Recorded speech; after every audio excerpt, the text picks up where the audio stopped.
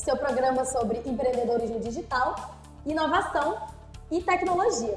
O programa de hoje é totalmente inédito, a gente gravou ele antes da pandemia do coronavírus chegar aqui no Brasil e a gente precisar se adaptar para o que a gente vem chamando de um novo normal.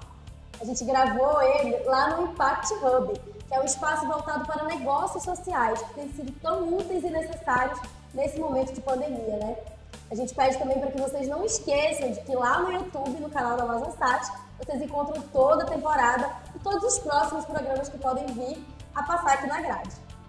Até mais! Olá, estamos começando mais um Acelera Amazônia. Você já sabe, todas as quartas-feiras, a partir das 20 horas eu estou aqui para falar sobre empreendedorismo, tecnologia e inovação.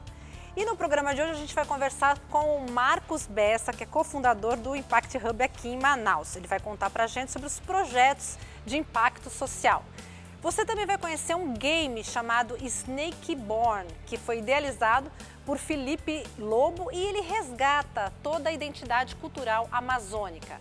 A gente vai falar também com o Estúdio 092 de moda consciente. Olha só que pegada legal. Segura aí, eu vou para um breve intervalo, mas eu volto já já. E já que o assunto é tecnologia social, a gente vai conversar com o Marcos Bessa, que é cofundador aqui do Impact Hub em Manaus. Tudo bem, Marcos? Tudo bem. Seja bem-vindo ao Acelera, é uma honra tê-lo aqui com a gente. Muito obrigado, eu que agradeço o convite. Vamos começar pelo começo. Sim. Me conta como que surgiu a ideia e o projeto aqui do Impact Hub aqui em Manaus. Eu e a Juliana, que é minha sócia, a gente sempre trabalhou com iniciativas sociais, movimentos sociais, e a gente começou a se questionar muito por que as coisas não aconteciam aqui em Manaus, por que a gente precisava sair da cidade, ir para São Paulo, para o Rio, para viver tudo que a gente viveu indo em alguns momentos lá fora. E aí a gente lembrou do Impact Hub, em que em um momento a gente tinha conhecido, e é a engrenagem perfeita, porque ele tem a comunidade, tem um espaço, tem projetos, tem a parte de conteúdo, e a gente acredita muito que esse tripé, ele transforma e traz tudo que a gente sempre vem trabalhando e falando, que é inovação e empreendedorismo social. Então, quando a gente fala de espaço, a gente trabalha a questão de colaboração no espaço, onde a gente compartilha uma copa, compartilha Xerox e tudo. Quando a gente fala de comunidade, é uma comunidade com mais de 300 membros, onde a gente tem uma inteligência coletiva muito pulsante. E quando a gente fala de conteúdo, é desde uma roda de conversa até um programa mais aprofundado, em que a gente vai analisar todas as questões sociais e culturais de uma periferia, ou até mesmo trabalhar para a aceleração de algumas startups sociais. E como acontece na prática, por exemplo, em termos da comunidade? Uma questão de um ajudar o outro, como é que é feito, quando vocês precisam de um trabalho ou uma empresa ajuda a outra, como é que funciona isso no dia a dia? Falando primeiro da ponta daqui de dentro para fora, quando a gente tem algum projeto, algum programa, o Impact Hub, a primeira coisa que faz é olhar na nossa rede de membros, quais são os membros que têm a expertise para estar nesses projetos conosco. E aí a gente pode falar de números deles. Por exemplo, a gente fez um de turismo em 2017, que era qual a sua ideia para transformar o turismo na cidade de Manaus.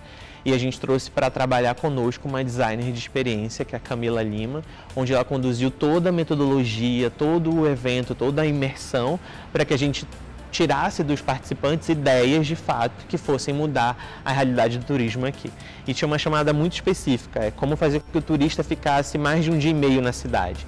Então, ela tinha todo esse conhecimento de trabalhar a experiência do usuário, de como fazer com que as pessoas se envolvessem mais na cidade, e ela trouxe isso para dentro do nosso time.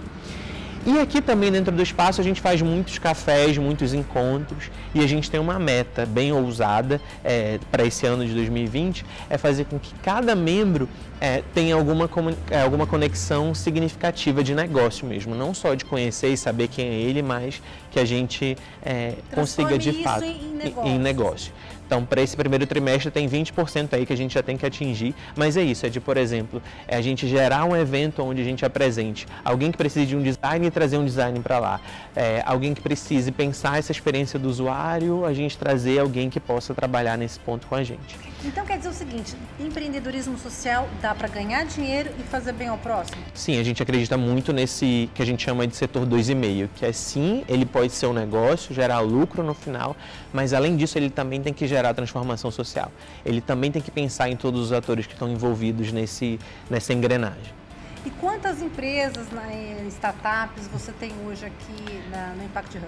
Hoje, fisicamente, a gente tem 50 empresas, que aí tem desde startups, tem empresas tradicionais, tem OCPs, tem ONGs, mas na rede a gente tem mais de 300 membros. Como é que faz para ficar membro do Impact Hub? Você entra no nosso site e faz a sua inscrição. Ser membro do Impact Hub é ser membro da rede do Impact Hub. A gente está presente em mais de 102 países no mundo, então você tem o benefício de ter esse passaporte global, que é o que a gente chama. Você tem alguns descontos dentro do próprio Hub para aluguel de salas de eventos, sala de reunião, auditório. E também tem alguns eventos de conteúdo. Como a gente acredita muito que o conhecimento tem que ganhar prática, a gente faz alguns eventos voltados para conteúdo. E até mesmo os cursos que a gente acaba trazendo para a cidade, que era esses que a gente queria ver muito acontecendo, a gente consegue um desconto para membro também. Então, o fato de você ser membro tem uma série de benefícios. E além disso, você pode usar o espaço de coworking por 14 horas mensais. Aí você faz a gestão desse horário como achar melhor. E quais são as principais empresas que você tem aqui de impacto social que estão atuando? Como a gente está muito nesse trabalho de fomentar e de fazer com que essas empresas apareçam e se enxerguem como um negócio de impacto, ainda é muito inicial. Então, dessas 50 não é a maioria, é a minoria. Mas a gente está trabalhando para que seja a maioria. Mas tem várias, tem desde a Verbem, tem o Estúdio 092, tem a Unisafra, tem o pessoal da Asmed, então tem muitos negócios que estão pulsantes e estão aparecendo aqui agora. E me diz uma coisa, já que a gente está falando, Marcos, de projetos sociais, de empreendedorismo social, como que você trabalha os bairros mais periféricos? Você já teve alguma ação com esses bairros? Você pensa em desenvolver alguma ação? Sim, a gente começou com esse espaço todo, só que a gente acredita muito que inovação social ela tem que estar no campo, ela tem que estar lá onde de fato acontecem os problemas sociais, que é esses problemas que viram oportunidades de negócio. A gente já fez alguns projetos que a gente vai para essas comunidades, então a gente fez o Imersão Paricatuba em 2018, onde a gente foi para Paricatuba, ficou imerso durante 10 dias com a comunidade, dormindo na casa dos comunitários, almoçando, tomando café, vivenciando de fato para a gente fazer uma análise mais profunda de quais são os potenciais. A gente nem fala de gargalos, porque a gente vai muito com o olhar de abundância. O que tem aqui de bom? De ruim. Não adianta ver gargalo porque... que todo mundo vê, todo mundo enxerga e eles estão cansados de saber disso. Então a gente foi lá com um olhar de abundância. Já que a gente está aqui numa área turística, o que tem de abundância dessa área aqui? Aí a gente descobriu que tinham várias camareiras que tinham trabalhado no Ariaú e que sabiam falar inglês. Tinha gente que fazia alguns passeios para tribos indígenas e que estavam lá, só que não tinha essa conexão com o mercado daqui de Manaus para levar turista para lá. Então a gente vai começando a levantar de fato esses potenciais. Então é isso, é dessa forma que a gente se aproxima, indo para mais perto, estando imerso lá e de fato levantando esses potenciais. E o que a gente quer muito daqui para frente é criar meio que ilhas de inovação social, tanto nos municípios, nas comunidades ribeirinhas, como também em algumas periferias. Não levar um espaço, porque para alguns lugares espaço não faz sentido, mas sim criar ambientes seguros onde eles possam aprender metodologias, onde eles possam desenvolver todas essas metodologias com esses problemas que eles têm lá, ligado com as soluções que eles vão descobrindo através dessas metodologias. E muitas vezes essas metodologias elas nem são necessárias, porque eles já sabem a solução. Eles já estão aplicando essa solução. Então, o que eles precisam é de um empurrãozinho, ou que eles precisam é de uma visibilidade, ou que eles precisam é de alguma conexão mais relevante. Às vezes até sentir que está no caminho certo. Exato. Não sabe, será que eu estou fazendo? É isso mesmo? Será que existe outra forma de fazer? E você falou esse ponto. A gente nunca chega com as respostas porque tem sido desde sempre assim e não tem resolvido.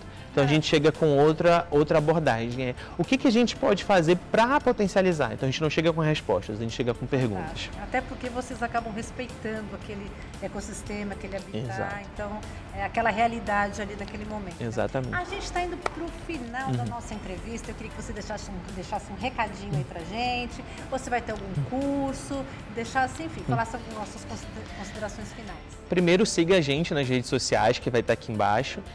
A gente tem uma agenda agenda bem repleta de cursos e eventos e também bem focado nessa temática de impacto, de inovação social. Inclusive, a gente vai ter um de biomimética agora em março, que é como a natureza pode ensinar inovação para a gente. Então, por exemplo, tem algumas pinças que são usadas como aparelho cirúrgico que foram inspiradas em bicos de pássaros. Então, como que a natureza pode trazer essa inovação para a gente? Então, segue lá na gente nas redes sociais, que lá tem todos os eventos, as agendas, é só seguir a gente. E agora você vai conhecer um game super legal chamado de Snakeborn, que é um game que está sendo desenvolvido pelo Felipe Lobo e que resgata toda a cultura aqui amazônica. Acompanhem com a gente. O operário que toca violão na hora do almoço no distrito hoje, isso eu afirmo sem sombra de dúvida, porque todos nós temos talento. Pode ser um compositor absurdo amanhã para o cinema, para o audiovisual local e quiçá internacional, né? O jovem que escreve novela hoje na escola, na hora do recreio, pode ser o grande escritor de amanhã. Quem vai escrever o próximo Harry Potter, o próximo Senhor dos Anéis.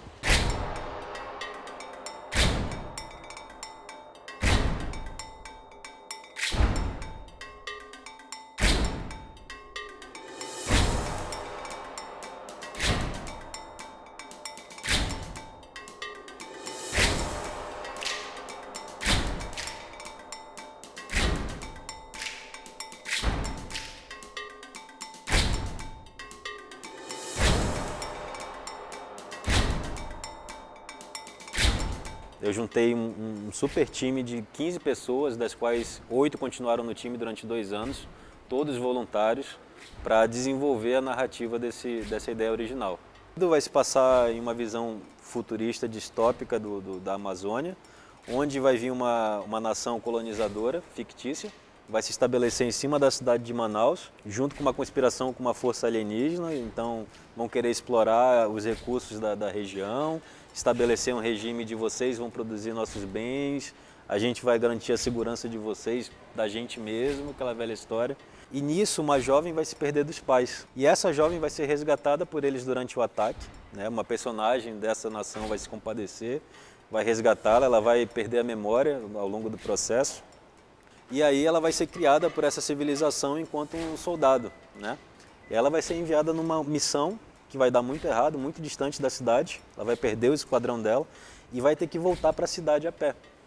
Lógico que essa questão de perder memória é um clichê, mas ela é só um gatilho para começar a contar a história, né? Então, o que vai interessar nisso, e é onde está o mistério da narrativa, é na jornada que ela vai fazer retornando à cidade.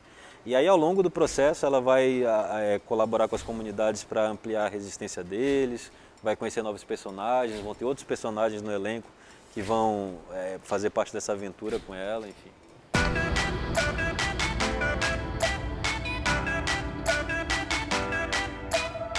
E ela vai se reconectar com as origens dela.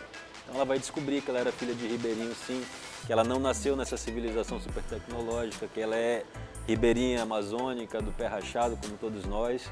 E ao mesmo tempo ela vai se aliar com uma população que existe embaixo do rio Amazonas, num rio 10 vezes mais largo, que vai se aliar a ela na retomada da terra, da cidade, enfim. Então, basicamente, vai ser alienígenas com uma força colonizadora, os ribeirinhos aqui no meio do fogo cruzado e a civilização debaixo do rio se aliando com eles para retomar essa liberdade. E aí a gente costuma falar muito que alguém experiente, vivido, é cobra criada aqui na região, né? Então foi um jogo de palavras tanto para homenagear o Dragonborn com a cobra criada que a gente costuma falar. Então, Snakeborn, ou Nascida da Serpente, ou Cobra Criada foi a ideia.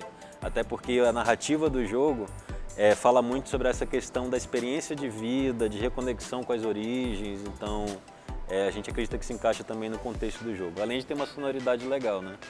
Perguntamos também para Felipe Lobo quais são as principais dicas que ele dá para quem está pensando em entrar nessa indústria dos games. Se você tem acesso à internet, mesmo que seja na casa de uma tia, na casa da sua mãe, na casa de um amigo, ou se você tem um celular, é muito comum a gente ver os jovens já com celular hoje em dia, vocês já têm acesso a algo que eu não tinha na minha época, a algo que os tios de vocês não tinham, que é a informação gratuita e de qualidade. E você encontra cursos de 40 horas de aula com excelente qualidade técnica a um custo baixo muitas vezes, a R$30, né? Então, acho que mais do que nunca, essa geração que está aí tem acesso a informações sobre a indústria, a softwares de desenvolvimento, softwares de criação de arte, de criação de som, que nós nunca imaginaríamos ter, que era coisa que só Hollywood tinha, só os grandes estúdios tinham e hoje já são mais acessíveis ao público em geral. Então acredito que sim, é um excelente momento para essa geração de hoje, que tem a idade que eu tinha nos anos 90, considerar fazer parte desse mercado, entrar para essa indústria sim, com certeza. Até porque a comunidade independente de jogos da região, no último ano poucas pessoas têm observado, mas foi um exemplo de organização independente, da própria comunidade, de organização autêntica. Temos produtores musicais, modeladores 3D, texturizadores, desenvolvedores, tem até um desenvolvedor que é lá de São Paulo que está com a gente nisso também. E todo mundo tem regime voluntário, cara. Então, tipo, tem gente que está empregada, tem gente que não está. Uma coisa que é característica dessa indústria é que as pessoas amam o que fazem. Mas a gente não romantiza nada, porque é muito difícil, é muito complexo. Então, é um ajudando o outro. A pessoa chega do trabalho à noite, faz o que dá aí, continua no dia seguinte, mas todo mundo mantém uma comunicação muito boa. Então a gente está fazendo com pretensão de lançar para computador, a princípio, porque é o modal mais acessível, né? Mas a gente está fazendo de uma forma que dê para rodar em celulares também, que também é outra forma bastante acessível.